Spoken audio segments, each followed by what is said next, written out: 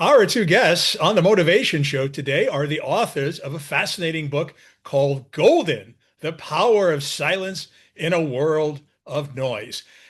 In a world that is louder than ever, the book invites us to rethink our definition of silence. How many of us are silent often enough? Not just as the absence of noise, but as a presence that can bring us energy, clarity, and deeper connection. Welcome to the Motivation Show, Justin Zorn and Lee Marz. Thank you. It's good to be here. It's a joy to be here, Eli. Thanks for having us. Well, it's good to have both of you. This is going to be a fun conversation here because I find myself not in silence often enough during the day. So your book has certainly, so it definitely has made me think a lot about putting a little more silence gaps during the day. So what I want to start it was learn a little bit about your backgrounds because your backgrounds really aren't necessarily in this genre of silence. So tell us a little bit about each one of you. Yeah, in fact, our backgrounds, I think, brought us to silence. We were feeling quite overwhelmed with the press of urgency in the work we do. I'll speak for myself and just say I was working with a lot of, and still am, working with a lot of scientists and engineers who are taking on big, complex issues like climate change and removing toxic chemicals from our homes and products.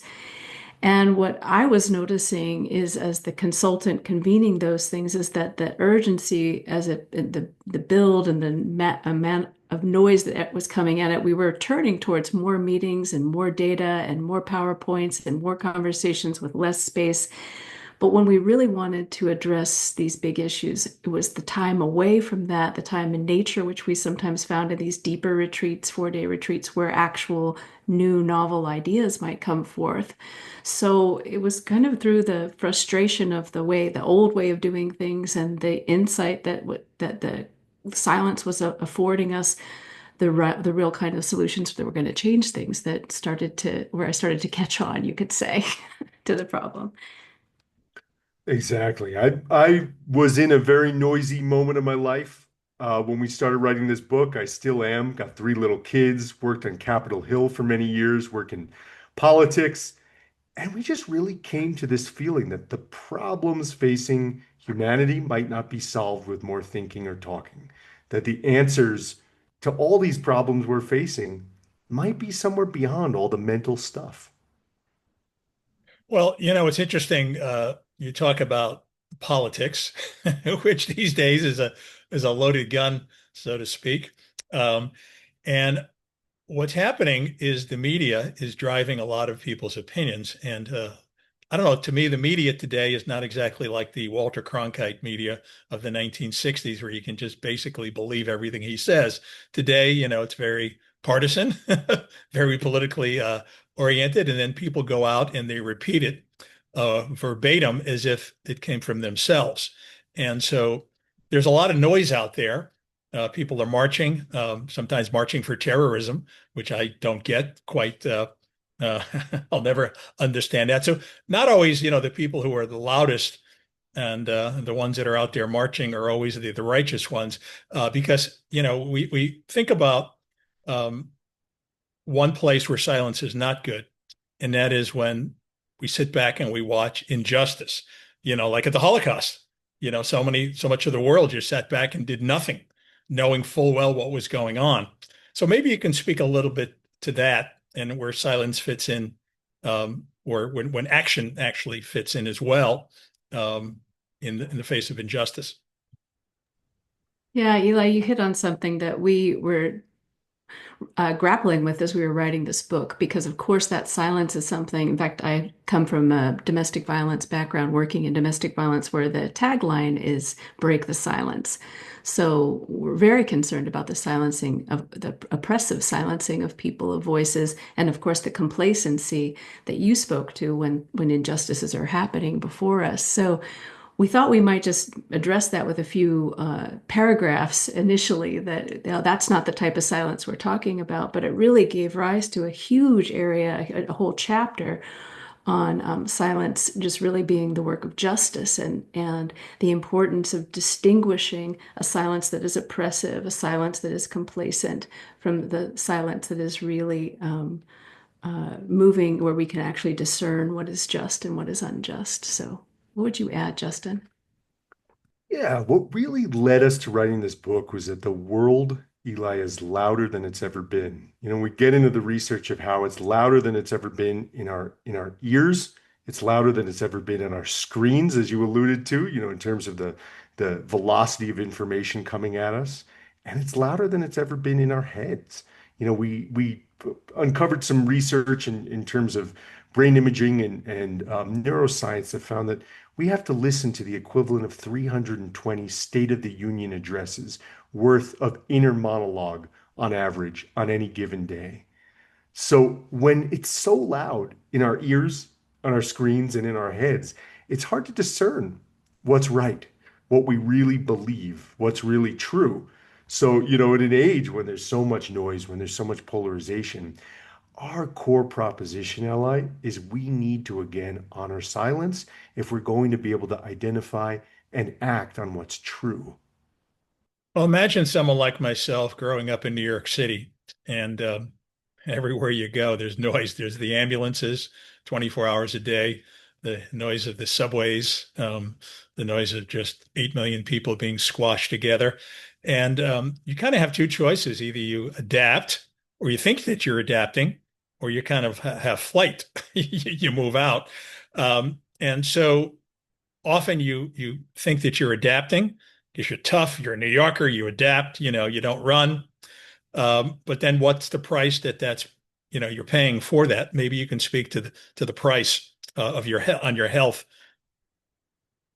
Yeah, we were, of course, I'm really interested in what happens to the bodies and the ears, where Justin started us off with the impact of that on our hearing and our ability to actually perceive the hearing loss we tend to have is really within the voice of the voice range of our human voices. So we're not even hearing each other anymore.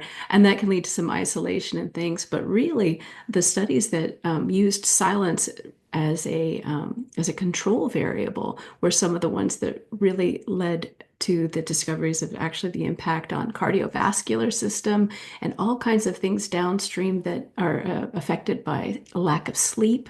There's so many, diabetes and other things, and then that was disproportionately hurting people in cities and disproportionately affecting communities of color and people without maybe big houses where they could have those buffers. So also poor people as well. And the whole Fitbit kind of scenario also taught us a lot about how we were not getting the sleep we thought we were in these noisy environments. So there was just tons and tons of downstream effects to the lack of sleep. And then, of course, there's also just what happens to our relationships, our well-being, and the ruminative, thought that the worry and the concern that comes in that state of stress, which some of us mistake that stress for aliveness. Some of us New Yorkers even might mistake that for aliveness, or even motivation to connect with your show. But really, what we pose is and we see that there are alternate studies that show that silence is a place where new neurons can be grown, where we can actually expand and relax into more healthier beings, that it actually leads to healing. As Florence Nightingale knew hundreds of years ago, that this was actually an antidote to illness. There was this Duke University study that looked at the brains of mice and long time exposure to just classical music, to just white noise, or to mice pup sounds, or to silence. And what stimulated the growth of neurons in the hippocampus, as Lee was referring to, was silence. This was the region of the brain most associated with memory. And this was long time exposure. They did this study with mice rather than humans because it wouldn't have been a nice thing to subject human beings to. But what this and other supporting research, Eli, led us to is this insight that actually the act of trying to hear in silence activates the brain and promotes neural development, builds our memory, builds our attention. So there's some yogic practices and other practices from around the world that focus on the act of just listening, just listening to the wind, in the breeze and the air and nothing in particular, just focusing on our ears when there's nothing in particular to hear, just tuning into the silence.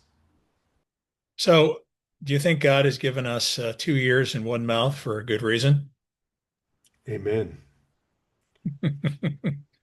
Yeah, And I've go never ahead. thought of that. do you think that we overthink silence because all of us know that we should be meditating? So many of us ask how, and because we don't know how, we think we don't know how, we end up not doing it, right? So maybe we just do it and not worry so much about the how. Tell us a little bit about your thoughts about that kind of silence, because some people, you know, just don't know how to do it. Well, in this book, we actually, one of our unofficial taglines to this book is that it's a non-meditator's guide to getting beyond the noise, and even a New Yorker's guide, you could say, to getting beyond the noises. So it's not about that pristine, perfect environment, and it's not about doing it one way. Meditation is good for some.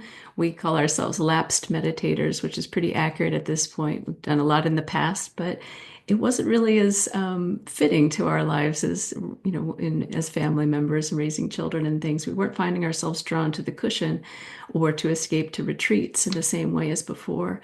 So I think the question is really, how do we find silence in the setting that we're in? And looking at the auditory environment, that might be part of it. Looking at how we're consuming information and screens and making some changes there, but really taking notice of what really brings us internal quiet. And that might be something that is in a loud environment. Like for me, I teach dance in a loud studio, but it's the quietest my mind gets. I don't have any space in that environment to be ruminating about things in my life, to be having self-reflective thought. As Mihai Csikszentmihalyi's research has shown us, flow states really afford us this type of peace and calm, and they're more than just kind of fun hobbies. They're actually creating spaces for internal quiet. So there's infinite doorways into silence, is what we argue in this book. Is there a difference then between noise that we don't invite in versus noise like the music you're referring to that we do bring in? Is there a big difference? Yeah. In the book, we get into noise as two words: unwanted distraction. It could be unwanted distraction at the auditory level, the informational level, or the internal level, as I was talking about before. But there's a difference between noise and sound. We're pro sound. We're pro sounds of nature. We're pro sounds of beautiful music. We're pro sound of a baby's laughter. But when there's that unwanted noise in our environment, that unwanted distraction that's coming in the media landscape and on our phones, and then that unwanted distraction in the form of rumination, then that comes in as noise, and that distracts us from what it is that we truly want in this world, how we want to spend our attention. Now, Arjun, oh, go I was ahead. just going to say, Arjun Shankar has a beautiful quote on this, that sound is when you mow your lawn, and noise is when your neighbor mows their lawn, Mhm, and music is when your neighbor mows your lawn. mhm. I It's like very that. subjective, yeah. So most of us in this world are trying to keep up with the Joneses. We're in a work environment. We're trying to be productive. We're trying to meet our sales quotas. So all the not easy things to do in a 5-day work week. And so we think that we have to be busy, busy, busy, busy, busy bees, right? So how do we justify taking that silent time by taking a walk in the park, you know, just smelling the roses, as they say, going on a company retreat? How do we not feel that we're actually being unproductive by doing that? A lot of what we explore in the book, Eli, is the distinction between quantity of output and quality. And these days, like the way output is measured, tends to reflect the way we measure GDP as a society. How much raw output are we producing? Not to say whether that output is actually promoting the betterment of human beings. So we look at this question of how silence, how taking these moments to reflect, how slowing down can improve the quality of our outputs. We interview a guy named Cyrus Habib, who is a you know, brilliant legal thinker. He went blind when he was a young boy, made it through Yale Law School, was a Rhodes Scholar at Oxford, became the lieutenant governor of Washington State when he was quite young.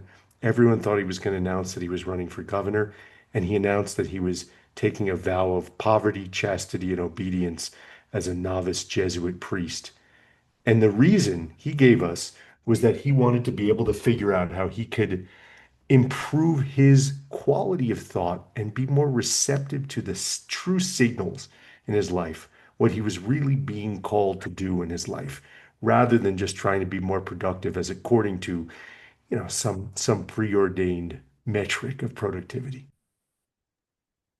We're also So, finding that in the workplace, there's a convenience addiction as well. That when we feel like if we just send an email that has a little bit of value, maybe to some of those people, send it out. So we're creating a lot of noise, a lot of habitual things around meetings, defaulting to an hour. Why an hour? Why, and just kind of packing time, filling time, generating content and feeling a sense of busyness. But what we're losing is that deeper work, Cal Newport argues in his book, Deep Work, where that some deeper strategic thinking for all this surface kind of correspondence and the constant interruptions that are happening in IM communications as well. So none of us are getting into that deeper, thoughtful work that might be the real, I don't know, be the quality that we're looking for in our work and that sense of contribution versus just kind of skittering on the surface.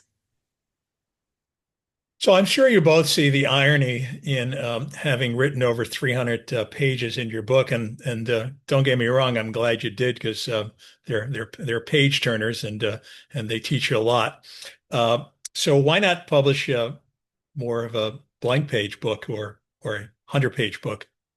We thought about it. We even told our publisher that, but the response was kind of, to make an omelet, you got to break some eggs, got to use some sound to make the case here.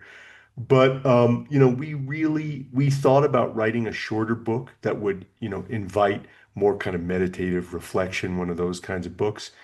And our publisher, Karen Rinaldi at HarperCollins, was just, really clear with us. That's not what this book is. This is taking the conventional thinking in our society that more mental stuff equates to more progress and countering that as thoroughly as we could.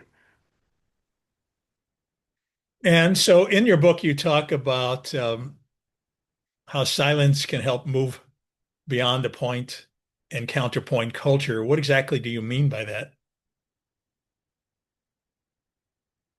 Well, silence is a place of wholeness. I think there's a way in which if we can, if in a place of conflict, if we can invite in some silence, some possibilities can emerge in that space. And what we do is we turn to the Quakers who use this practice for a very long time, sitting in quiet, in silence together, say in a circle, and they come together for business meetings for the purpose of business. So this isn't prayer, but they still practice the same methods of silence. And this can be very contentious conversations that they're having about maybe where funding is going, making big decisions about things. And when they notice, when the clerk in that meeting notices things get hot, they call for a moment of silence. And everyone just kind of sits together, thinks a bit about what the purpose is, the purpose of the meeting, why it might be good to move beyond blame. Perhaps they've gotten a little rigid in their thinking, and why it might be good to soften in that because we're a community trying to come to these solutions.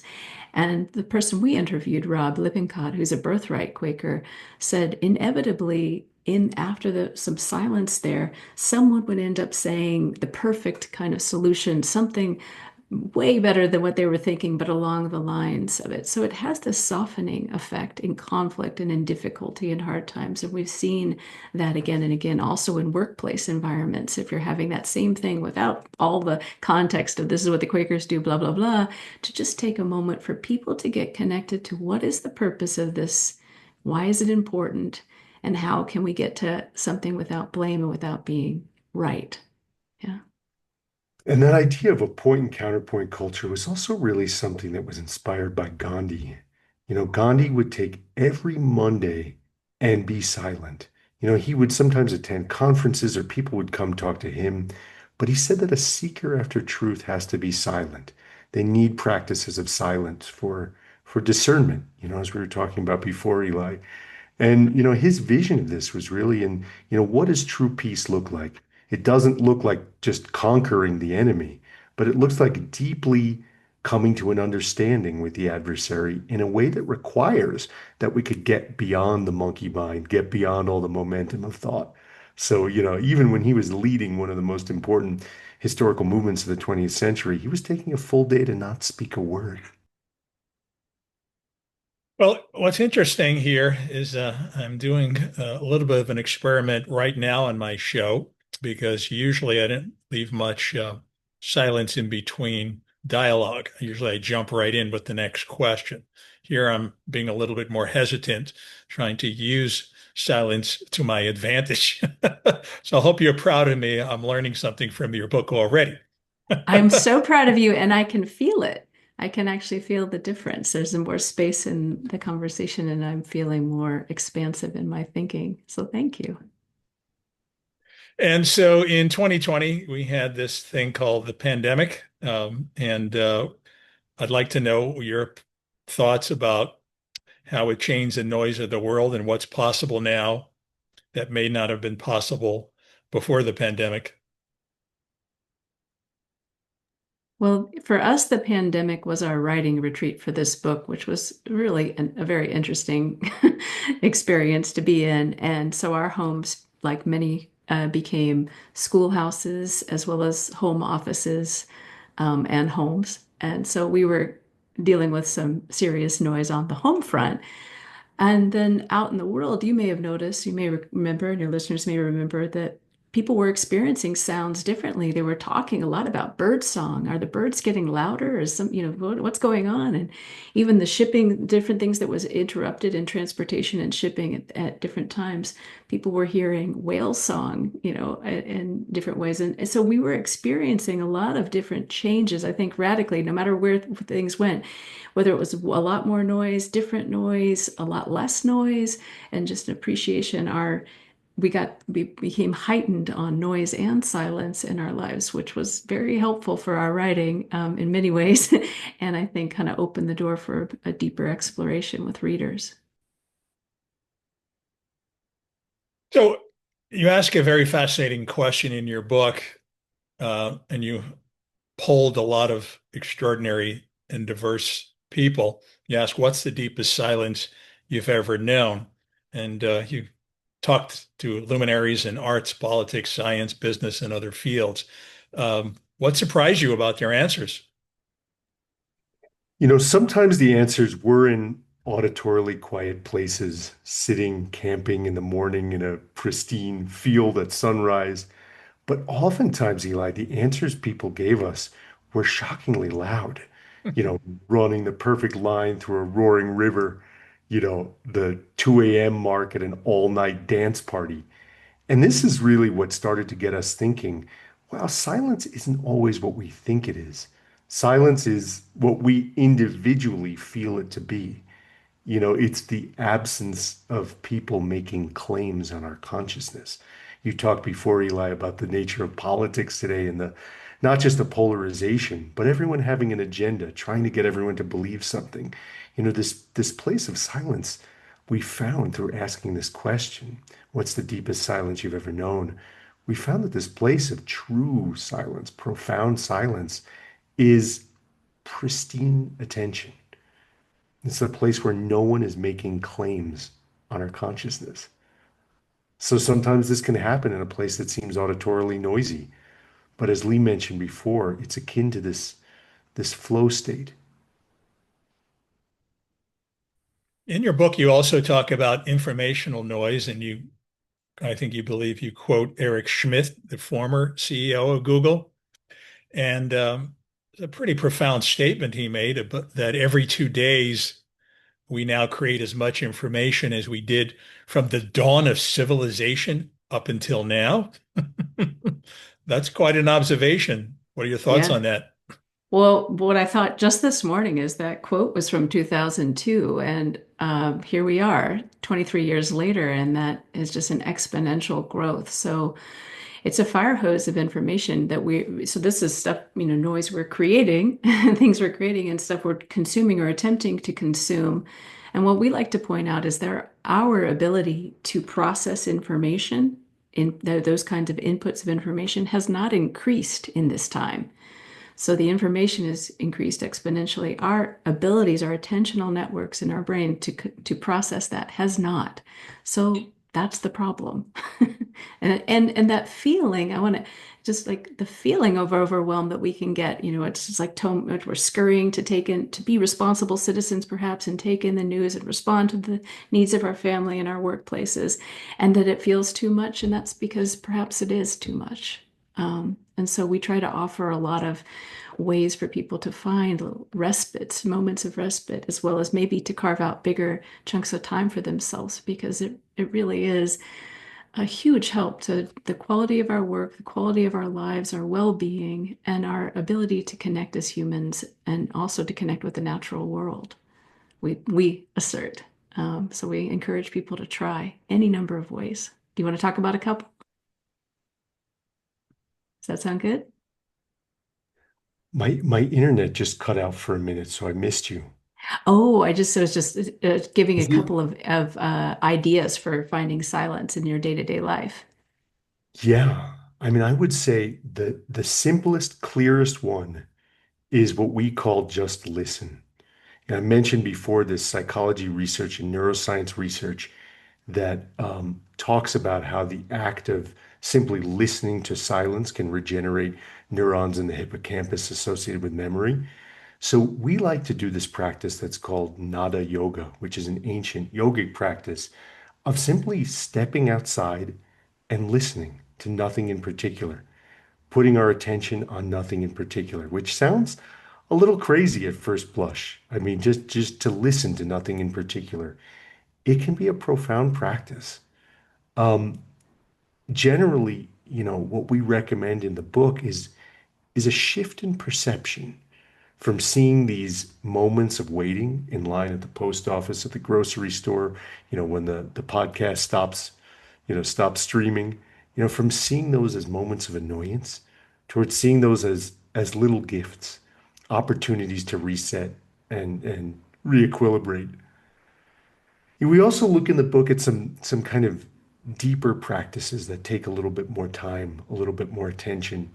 One that we like that we got from an acoustic ecologist named Gordon Hempton, we like to call take your to-do list for a hike, which is just literally taking your to-do list and getting to the most remote, quietest place that you could get in a day if you have the time, and pulling it out, quieting down, really centering yourself in the silence of nature, and reevaluating what is really important on my to-do list, what really matters. Gordon says he can sometimes let go of months worth of commitments when he does this.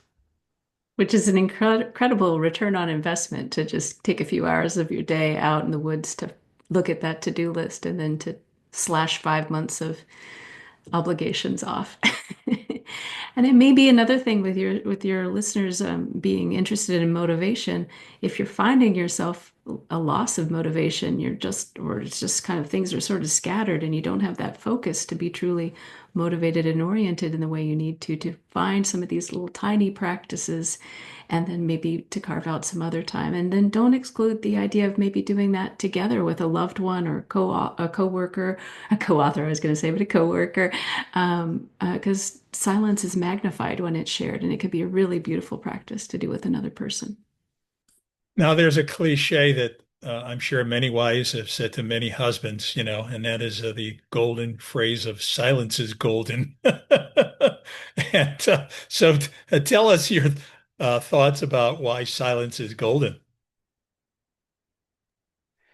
There's actually this saying that's in a book from about 200 years ago from the Scottish philosopher Thomas Carlyle. He said, "Speech is silver, silence is golden. Speech is of time, silence is of eternity." So, we like that saying in this book. In fact, so much so that it inspired the title of this book, because we don't want to denigrate the power of words. We're a believer in the power of words, just as we're believers in the power of music and the sounds of nature. But there's something that's fundamental that lies behind everything else in the silence. And our intention in writing this book, Eli, is to be able to inspire people to appreciate the silence, to appreciate that it's an opportunity for us to regain our health, regain our clarity.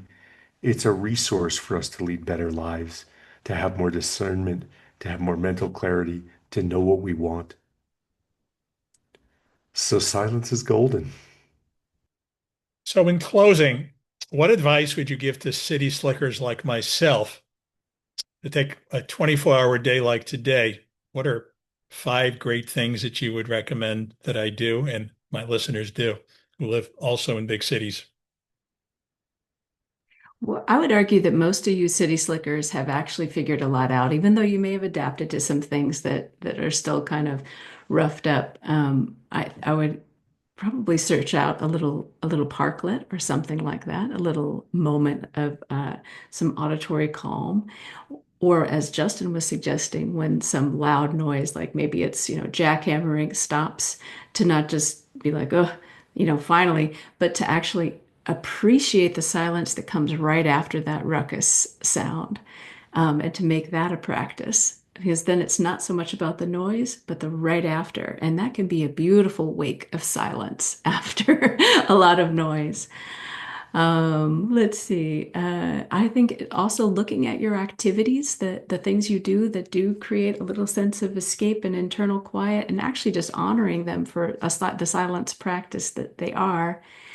And then maybe a ritual that you do daily, say it's making your coffee, to bring a little bit of like 10% more slowness and mindfulness to that activity, just the tiniest bit. So it's not another to do, it's just a little bit of expansion on something you do daily, and notice the silence and the quality of that rather than rushing through it, a habit like that.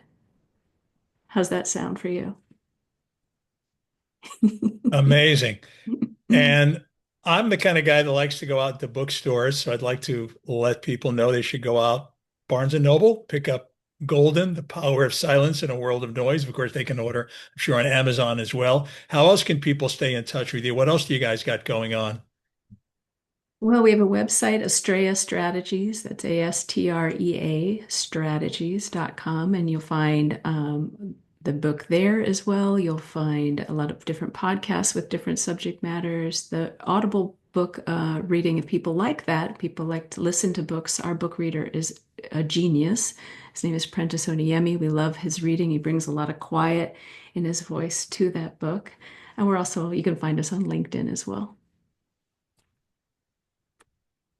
Well, thank you so much, guys, for being on our show, Justin Zorn and Lee Mars. And I'm going to go out into the park and I'm just going to listen to the birds. Oh, Awesome. good, Our Eli. work is done. Our work is done. Thank you so much. Thanks Thank for you. Good to having be us with you, on. sir. Take Thank you. care. Take care. Bye.